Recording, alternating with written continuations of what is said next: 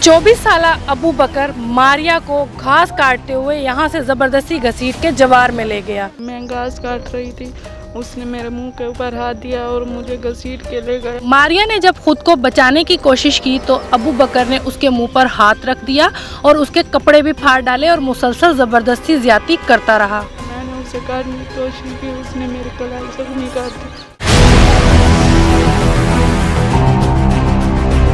मारिया जैसी बच्चियां जो हवस का शिकार हो रही हैं, उनके लिए कानून का कोई इदारा बनाया जाए। मरियम नवाज हमारी मदद करे, वो भी एक औरत है, हम भी है।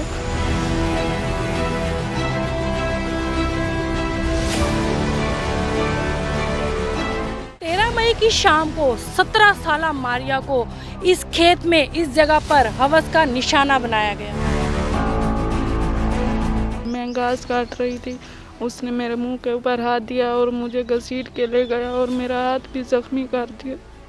आपने उससे बचने की कोशिश की तो वो ज़बरदस्ती करता रहा? जी। उसने मुंह पे हाथ रखा और आपको यहाँ ले आया? जी, उसने मेरे मुंह के ऊपर हाथ रखा, मैंने उसे काटने की कोशिश की, उसने मेरी कलाई जख्मी कर दी और मेरी कमीज भी फाड़ दी।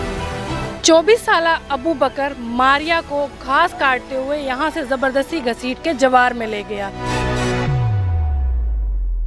और जब वो आपके साथ ज्यादती कर रहा था तो कैसे पता लगा? आप खुद गई उठ के या कोई आया था यहाँ? मेरी फूफी आई थी और उसके देवर ने देखा था, उसने मुझे बचाया, तब मैं बेहोश थी। कहाँ कहाँ उसे जख्म किए बताएं भी साहब। ये कलाई पर किया। ये क्या मारा उसने? छुरी मारी है।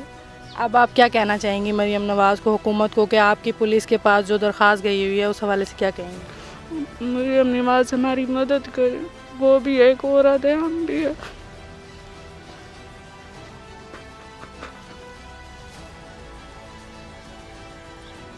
सत्रह साल मारिया कुंवारी है, मुस्तकबिल में उससे शादी कौन करेगा, ये एक सवालिया निशान बन गया है। मेरे मुंह के ऊपर हाथ दिया, मैं बोलने की बहुत कोशिश की लेकिन उसने मेरे मुंह के ऊपर हाथ दिया। आज मेरे साथ किया, कल किसी और लड़की के साथ करेंगे।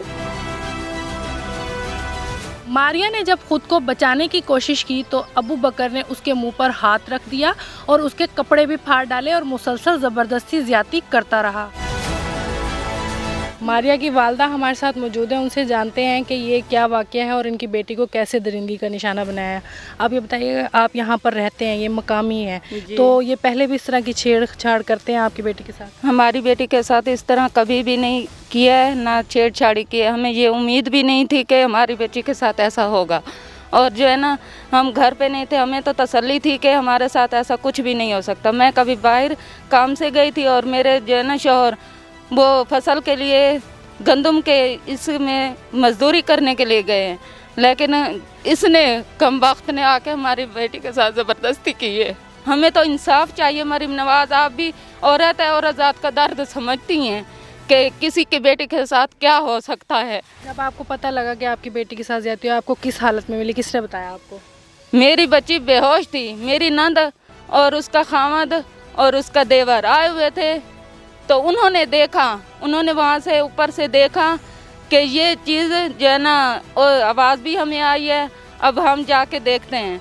जब वो आए तो वो भागने की कोशिश बहुत की है, लेकिन वो भाग गए। मेरी बेटी के कपड़े जो है ना कंधों से फटे हुए थे और शलवार भी जो है ना फटे हुई थी थोड़ी सी, और सारे हरे घास के जो है ना निशान लगे हुए थे मेरी बच्ची के। मेरी बच्ची बेहोश थी।